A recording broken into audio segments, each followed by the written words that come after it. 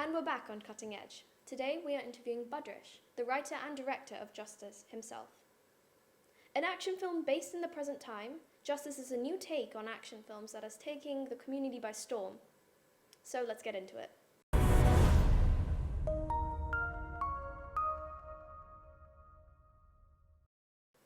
How does your product use or challenge conventions, and how does it represent social groups and issues? The main thing we looked at was, of course, the film opening. The purpose of a film opening is to entice the audience and make them carry on watching. A film opening should also establish the characters and the genre of the film. In my film, the hero Ares Volkov is found to be unconscious on the floor in an unknown area. This creates an enigma for the audience, making them ask questions to why he's there, where he is, and what he is doing there. What are the codes and conventions of an opening sequence that you followed to create an effective opening? To create an effective opening sequence, we used a lot of codes and conventions that were normally used in popular and successful action films, and we followed those codes and conventions. Some of them include the narration, of course. It's the most effective way of getting the audience involved, and this is used to give background information on what has been happening or who the character is, and giving the audience an insight to the rest, so the rest of the film makes sense. Other things include planning the landscapes and the establishing shots.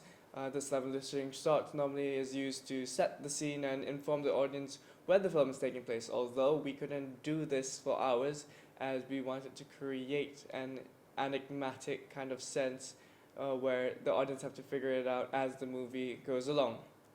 In an action film, of course, we need an action scene, a fast-paced opening to a film which attracts the audience straight away, and as well as it automatically shows the genre of the film. It's definitely an important aspect in this sort of film.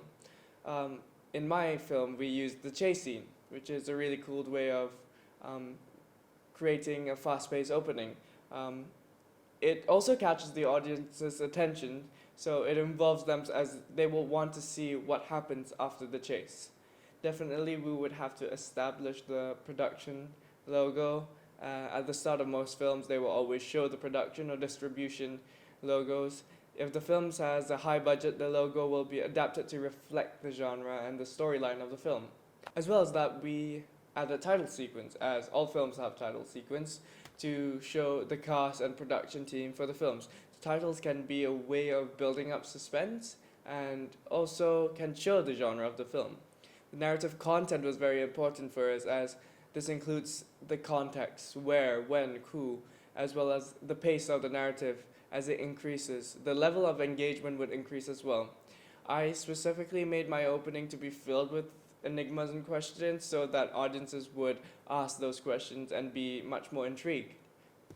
Another important thing to me was the soundtrack. This is used to show tone, volume, and the tempo of the scene, which will generally start quiet and slow pace and slowly build up.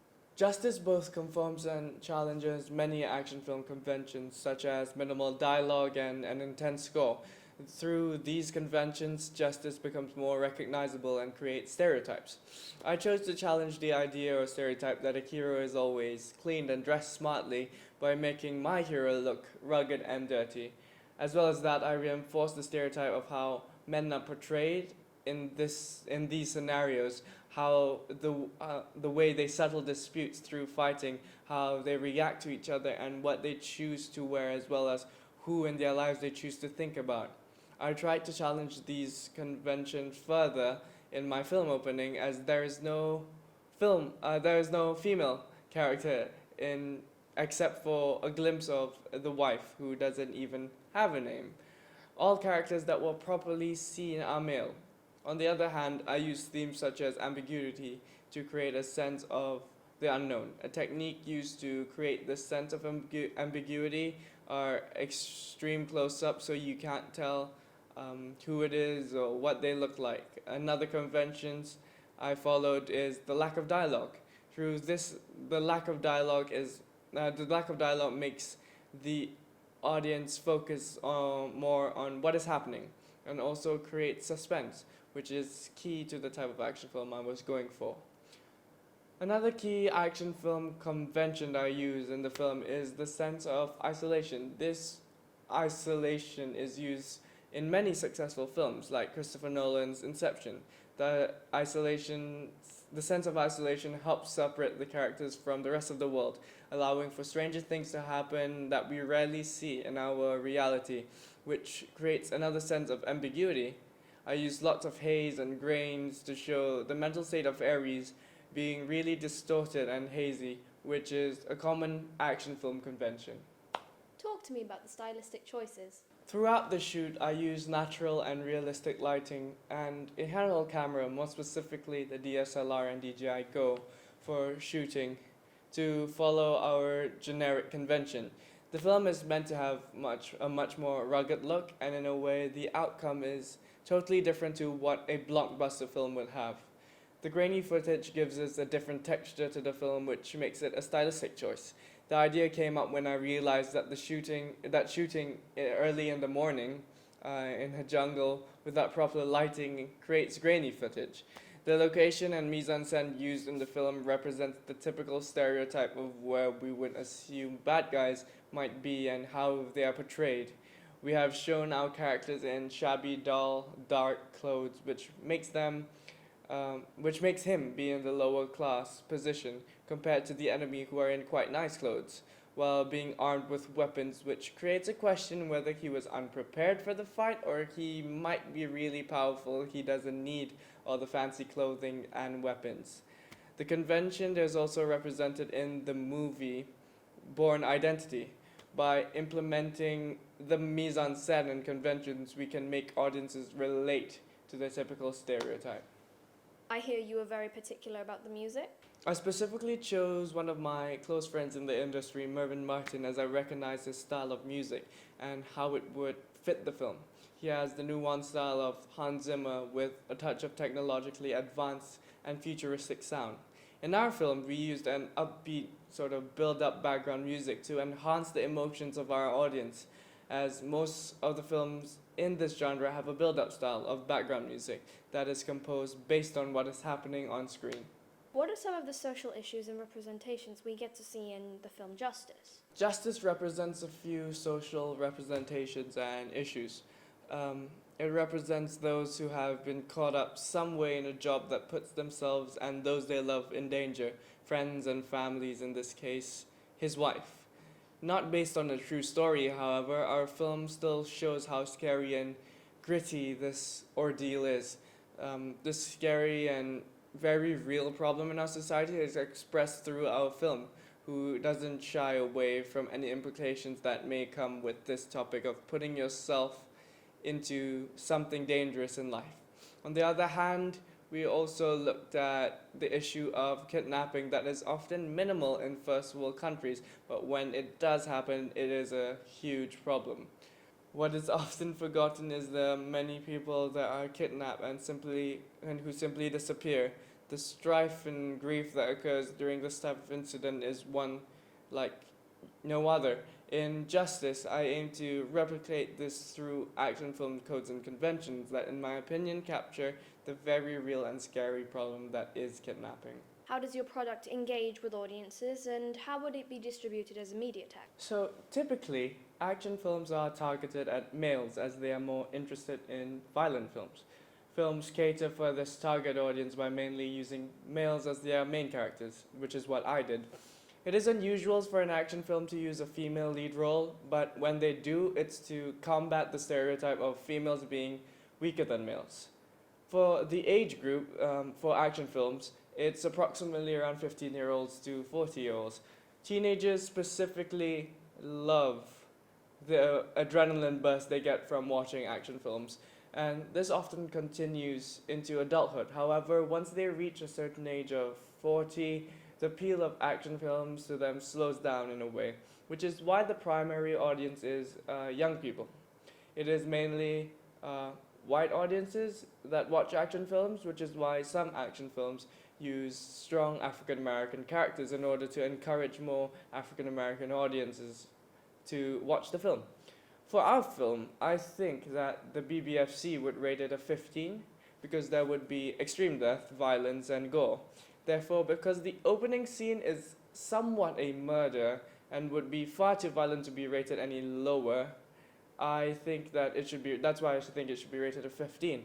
However, I do not think that it would be rated an 18 because there won't be any nudity, sex, or drugs in our film. So the film is not too violent in some ways, so it may be rated a 12A, but I do not think this is necessary. The income bracket target that we are looking at would range from middle class, which is a B, to skilled working class, which is a C2. I also included E because students may enjoy the film. Because of what income brackets the target audience are in, possible jobs includes like teachers, graphic designers, electricians, and for the E section it will be definitely students.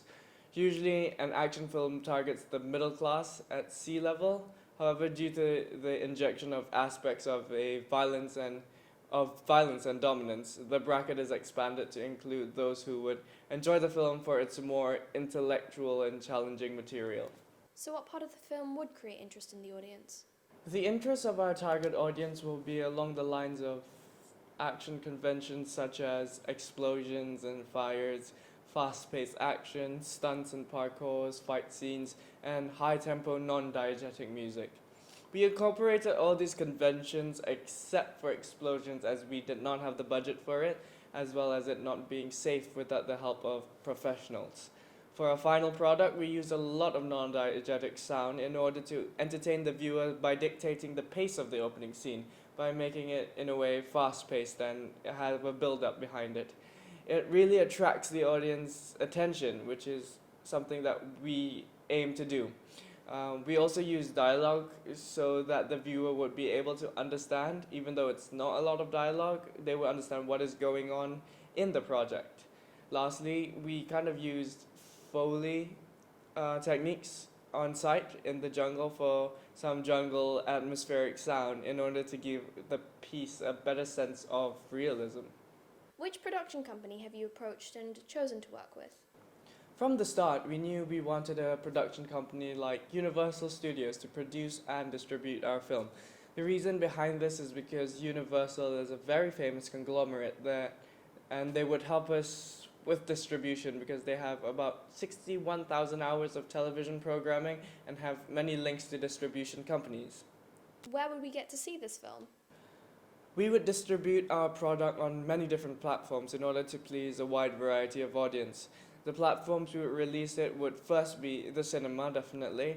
Then after a month or two after the release, we would release our film on DVD and Blu-ray or even other online streaming sites such as Netflix or Hulu. That's it for this week, folks. We'll see you next time.